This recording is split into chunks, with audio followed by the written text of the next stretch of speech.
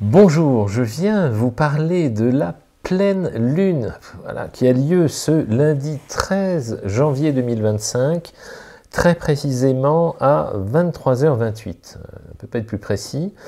Elle se cale dans un axe, pleine lune, nous, Terre au centre, Soleil d'un côté, Lune de l'autre côté. Le Soleil sera à ce moment-là à 24 degrés du Capricorne, et la Lune sera à 24 degrés du Cancer, c'est pour ça qu'on l'appelle la pleine Lune en Cancer, voilà, tout simplement. On se réfère à la Lune. Donc c'est une opposition, c'est une tension, comme ça arrive tous les mois. On a remarqué, les maternités se remplissent, les commissariats aussi, enfin bon, pareil. Il y a des agacements, et il y a une personne sur 4, en général, statistiquement, qui est touchée par la pleine Lune plus que les autres, parce que dans leur carte du ciel natal, il y a ou une pleine Lune, ou un carré, ou une conjonction, enfin un truc compliqué entre ce et la Lune. Donc on est, à ce titre, beaucoup plus sensible au phénomène, au mécanisme, quand on a soi-même initialement dans notre carte du ciel personnel une sensibilité sur le sujet, et on l'est dans un second plan si la pleine lune se réalise dans un axe où on a nous-mêmes des planètes. Voilà, il y a deux cas de figure où on est impacté, finalement on est beaucoup plus impacté qu'on le penserait. Celle-ci, encore une fois, dans le troisième décan du Capricorne pour le Soleil, troisième décan du Cancer pour la Lune, va impacter qui? La bonne blague va impacter les troisièmes décans Capricorne, les troisièmes décans Cancer, et les deux signes qui sont ce qu'on appelle à 90 degrés, une demi-opposition, qui sont mes troisièmes décans Bélier, mes troisièmes décans Balance. Alors, je me dis, parce que vous quatre, vous êtes tapé Pluton pendant, des lustres, vous me dites, mais c'est pas vrai, Jean-Yves. C'est jamais fini, on a toujours un truc qui nous tombe sur le coin du nez, quand est-ce que ça va s'arrêter? Bon, là c'est un épiphénomène parce que c'est une pleine lune, donc ça dure une petite journée dans le pire des cas, et puis c'est surtout la nuit de lundi à mardi qui va être compliquée, donc prévoyez, en conséquence, essayez de passer une bonne nuit la veille et puis rattrapez-vous la suivante. Donc si vous avez des problèmes de sommeil dans cette nuit de lundi 13 à mardi 14, c'est normal. Si vous avez un voisin qui fait la bamboula jusqu'à 4h du matin parce qu'il n'arrive pas à dormir, c'est normal, voilà, enfin, je plaisante, mais c'est un peu l'idée quand même. J'ai vu ça de temps en temps, c'est encore plus agaçant. Donc pour vous quatre, c'est un peu aigu, il faut être très clair. Maintenant, il y a ce qu'on appelle les angles heureux. Il y a une tension dans le ciel, et il y a, par l'effet des influences, ceux qui vont bénéficier des aspects protecteurs. C'est un paradoxe. Par exemple, si vous avez des planètes surtout troisième décan, mais c'est dégressif, c'est toujours impactant sur les trois décans, mais de façon dégressive. Si vous avez des planètes troisième décan, Taureau, Poisson, Scorpion, et puis Vierge, alors là, cette pleine lune, normalement, elle a moins d'impact. Elle a moins d'impact parce que, prenons un exemple très concret. Là, j'ai une pleine lune, troisième décan Capricorne pour le Soleil, troisième décan Cancer en face pour la Lune. Et si vous avez des planètes, troisième décan Poisson, par exemple, vous prenez un angle de 60 degrés du Soleil, un angle de 120 degrés de la Lune. Les deux côtés, dis donc, qui vous protègent. Pareil pour les taureaux, mais c'est l'inverse. Pareil pour mes vierges, pareil pour mes scorpions. Donc vous quatre, normalement, puis de façon dégressive, tout le signe est concerné, tout le secteur est concerné. Vous êtes plus apte à me, entre guillemets, tirer les marrons du feu en vous laissant pas agacer, pénaliser, agacer, vous voyez, tirailler, voilà, par l'impact de la pleine lune qui, avec vous, forme des aspects qui finalement sont pas si mal. C'est ça l'idée qu'il faut retenir. Mais tous les mois, ça change, bien évidemment. Donc voilà, et puis dans le ciel, il y a encore un petit truc qui accentue cette pleine lune, et puis on a deux qui me l'adoucissent. Alors on va commencer par le côté agaçant. Le côté agaçant, c'est qu'il y a en ce moment Mars à planète rouge, qui est en mouvement rétrograde, enfin bref, qui traîne au troisième décan du Cancer. Donc si Mars est déjà en latence, troisième décan du Cancer, et que la Lune passe dessus, les émotions qui partent dans tous les sens, elles seront plus vives, tout simplement. Donc encore une fois, les quatre dont je parlais précédemment, troisième décan Capricorne, Cancer, Bélier, Balance, la présence de Mars risque de rajouter un petit cran d'agacement, d'impatience, d'impulsivité, voilà, tout simplement. Rien de dramatique, mais c'est une tendance, légère, mais elle est là. Et même effet, mais positif pour les quatre dont je parlais aussi. Plus d'énergie donc pour mes poissons, pour mes taureaux, pour mes vierges, pour mes scorpions, Vous en tirez pas mal, vos 4, je vous assure. Après, au-delà de ça, il y a d'autres aspects sympathiques. Vous voyez, sur une pleine lune, il y a des beaux aspects d'Uranus et des beaux aspects de Neptune. Hein. Uranus, créativité, 3e décan taureau, donc il veut du bien à mes signes de terre, mes signes d'eau, globalement, sauf mes scorpions en opposition. Et Neptune, qui humanise ça, qui accentue la sensibilité, la réceptivité, hein, 3e décan des poissons, hein, qui relie tous les aspects en question. Donc finalement, si on sait gérer l'agacement, on va y gagner en originalité pour trouver des solutions et en intuition et en ressenti pour nous sentir plus aptes à résoudre ce qui n'est pas dit. Peut-être qu'on peut trouver des bons moyens d'expression, surtout qu'en parallèle, il y a dans le ciel, en même temps, la planète Mercure, qui concerne notre communication. Mercure est en Capricorne, donc pour aller droit au but, on ne fait pas mieux. Hein. Ça, c'est la franchise près de chez vous. Mercure Capricorne, il a un talent sans nom pour mettre les choses à leur place avec des mots simples et pratiques, parfois trop rêches, mais très efficaces. Et puis il y a toujours cette magnifique position de Vénus dans le signe des Poissons, qui, elle, vous veut un bien fou à mes signes d'eau et mes signes de terre globalement. Alors vous allez me dire, dans tout ça, il y en a que j'ai oublié. Bon. Alors ceux dont je n'ai pas parlé, vous n'êtes pas impactés par la pleine lune directement. Hein. Alors qui n'est pas impacté par la pleine lune? Ça va être ceux qui sont à 30 degrés avant ou après les 2 signes où ça joue. Hein. Si c'est dans l'axe que se joue cette pleine lune qui est Capricorne-Cancer, si vous êtes à 30 degrés d'un des deux, par exemple si vous êtes Gémeaux et Lion, vous n'êtes pas impacté, si vous avez que des planètes là, bien évidemment. Hein, pareil, l'autre Soleil est en Capricorne, si vous avez des planètes en Sagittaire, en Verseau, vous n'êtes pas impacté. À 30 degrés, c'est un semi-sextile, il n'y a pas d'influence directe. Voilà, c'est ça qu'il faut retenir. Donc si vous voulez des choses plus approfondies pour vous, il n'y a pas grand-chose. Hein, vous êtes plutôt dans une phase calme, profitez-en, ça ne dure pas longtemps.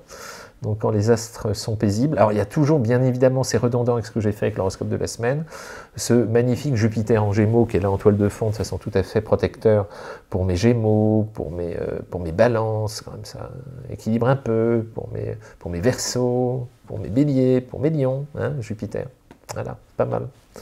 Mes Sagittaires, vous avez que le sextile de Pluton cette semaine. Bon, c'est pas mal, ça permet de faire vraiment de l'élagage pour vous recentrer sur ce qui est important pour vous en matière de réalisation et d'objectifs à suivre. Ça l'idée pour vous, mes Sagittaires. Quand il n'y a qu'une planète qui impacte, en fait, on va mettre l'accent sur la seule planète qui impacte. Et Pluton, c'est le réformateur, c'est le transformateur. C'est celui qui vous invite à clarifier, en vous fiant à votre instinct, à votre nez, où est-ce que vous voulez aller, avec beaucoup plus de lucidité, d'intuition puissante. C'est ça, mes Sagittaires, en ce moment. Faites du tri. Je ne vous parlerai pas du carré de Saturne cette fois-ci. Bon, il y a quoi d'autre? Je voudrais vous parler d'autre chose. Tant que j'y suis, je profite, moi, des pleines lunes pour vous faire des petits apports en matière de technique, parce que j'ai cru remarquer que ça vous intéresse un peu quand même. Je voudrais qu'on mette l'accent, parce que là, on en a une, donc c'est le cas. Hein. Le Soleil et la Lune, c'est vraiment la structure d'un profil. On est parti, vous savez, j'ai monté une école d'astro, voilà, depuis 4 ans maintenant, 4-5 ans, et j'aime bien qu'on assimile la base. Tant qu'on ne comprend pas la base, après on part dans tous les sens. Et la base, c'est quoi? C'est comprendre quelqu'un, c'est m'appuyer sur ses besoins conscients solaires et ses besoins inconscients lunaires. Pourquoi? Parce que la métaphore que j'utilise en mémotechnique, elle est assez simple.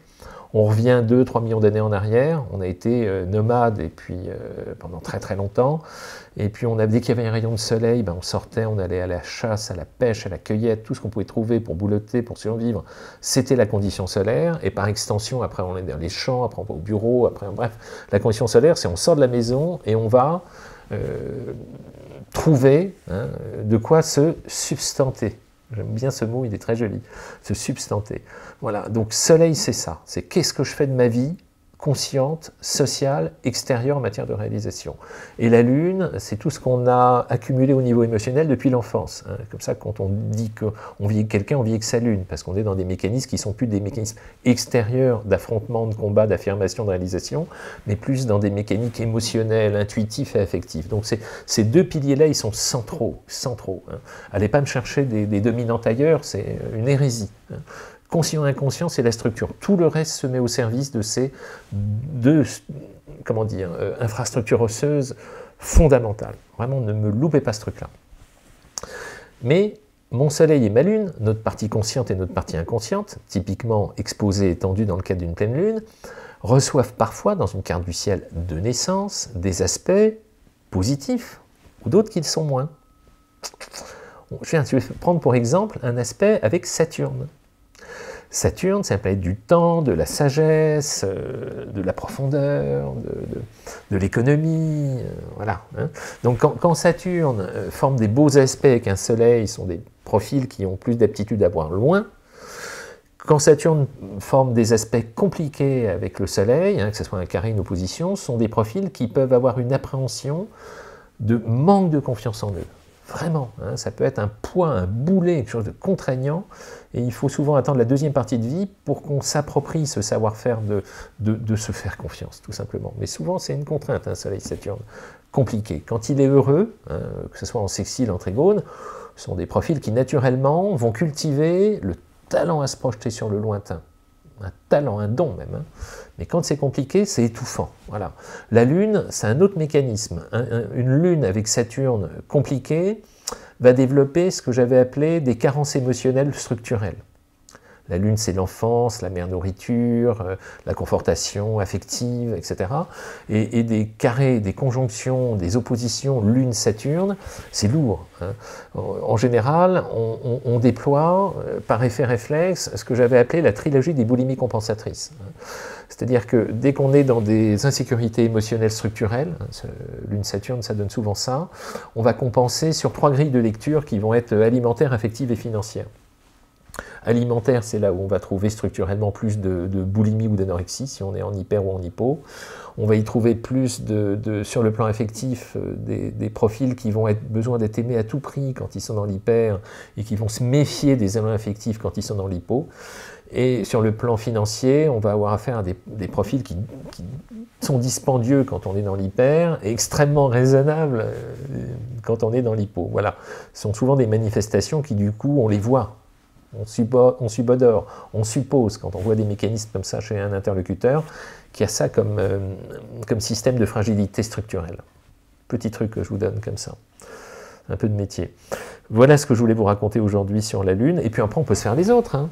On peut se faire quoi? On peut se faire Uranus. Hein. Allez, Uranus, c'est pas mal aussi. Uranus en bon aspect avec le Soleil, ça donne des profils extrêmement créatifs. Les conjonctions, ça donne plutôt des rebelles qui ont envie de se démarquer, pas faire comme tout le monde, de trouver une voie à eux. Hein. Soleil, réalisation, Uranus, se démarquer du collectif, avec parfois des profils assez avant-gardistes, novateurs, créatifs, indépendants. Il y a des notions comme ça. Lorsque l'aspect Soleil-Uranus est compliqué, on va avoir affaire à des profils qui vont mal gérer la frustration, l'obstacle, l'opposition, les restrictions, un peu de claustrophobie, un peu de ressenti de ne m'envahissez pas mon espace, ne me donnez pas d'ordre. Hein. J'ai besoin de cultiver avec un cran excessif, souvent, cette singularité d'autonomie. Voilà. Quand c'est avec la Lune, c'est au quotidien, dans la vie de tous les jours. C'est des profils qui ne vont pas supporter de se sentir contraints, étouffés, enfermés. Quand c'est heureux, ben, ça donne des foyers créatifs ouverts sur le plan humain relationnel. Lorsqu'il y a une contrariété d'une Uranus, ça donne des profils qui, souvent, ont du mal à tenir en place ou peuvent changer de leur quotidien de vie d'une façon assez soudaine, assez inattendue. Hein, je décide comme ça, d'un seul coup, de bouleverser, de changer tout ce qui constituait mon quotidien depuis, pouf, parfois très longtemps. L'inattendu. La soudaineté, Uranus. Voilà. Ben, je vous ferai les autres une autre fois. Hein. Si ça vous plaît, vous me rappellerez. Un autre encore, allez. Hein. Jupiter. Non, ouais, allez, Jupiter. Le Soleil et Jupiter, c'est un de mes aspects préférés. Quand je vois dans une carte du ciel des aspects Soleil-Jupiter, c'est des configurations Soleil-Jupiter, c'est magnifique. C'est des profils qui, effectivement, ont peut-être un peu plus d'ego que les autres, mais positifs, ont une capacité d'expansion, de générosité, de déploiement, en étant dans les clous, constructifs, respectant les règles, généreux. J'adore les liens Soleil-Jupiter, je les adore. Lorsque Jupiter et Soleil conjoints, sextile trigone, c'est un facteur chance dans la vie, indiscutablement, parce que l'approche est positive. Lorsqu'à l'inverse, j'ai une opposition à un carré Soleil-Jupiter, ça me donne des profils qui ont tendance, attention, à être dans l'impatience, la réceptivité excessive, comment on va appeler ça, quand on est, l'orgueil, l'amour-propre, un peu sensible sur ces notions-là, et avec une tendance à gâcher, faire gaffe à ça. Hein. On gâche ses chances, opposition Soleil-Jupiter, carré Soleil-Jupiter. Ou alors le coût, c'est des victoires à la Pyrrhus, on dépense trop, on est dans l'excès, pardon. Lorsque c'est avec la Lune, Lune-Jupiter en bon aspect conjoint, ça donne des profils globalement généreux et positifs dans la vie de tous les jours, qui remontent le moral des autres, qui ont cet élan de vie formidable. Lorsque c'est une opposition incarnée Lune-Jupiter, ça donne des profils qui sont susceptibles. Voilà le mot que je cherchais tout à l'heure. Comment dire, qui peuvent être aussi exagérément généreux dans leurs besoins au quotidien, hein, dans l'excès, dans le pléthore, comme on dit. Il y a toujours ce risque de dilatation. Voilà le mot que je cherchais.